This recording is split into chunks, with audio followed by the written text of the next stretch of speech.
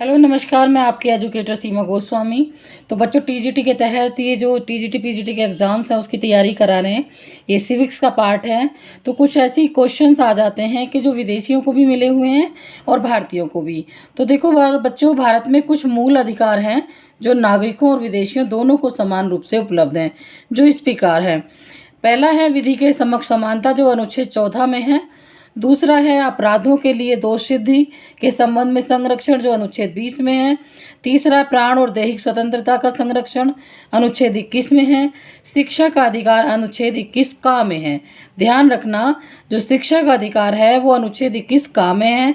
शोषण के विरुद्ध अधिकार अनुच्छेद 23 और 24 दोनों में है। और 6 है आपका धर्म की स्वतंत्रता का अधिकार, अनुच्छेद 25, 26, 27 और 28 में है।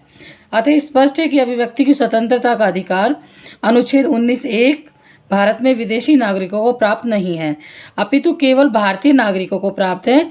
इसलिए जो क्वेश्चन पूछा जाता है कि निम्नलिखित में से कौन सा मूल अधिकार विदेशी नागरिकों को प्राप्त नहीं है, तो जो अनुच्छेद 19 है, 19(1) वो भारत में विदेशियों को प्राप्त नहीं है, जिसे हम कहते हैं अभिव्यक्ति की स्वतंत्रता।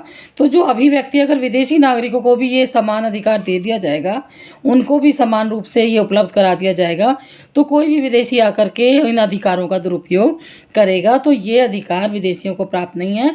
और मैंने जितने भी आपको अधिकार बोले हैं 1 से 6 तक, वो सभी अधिकार विदेशियों और भारतीयों को प्राप्त हैं।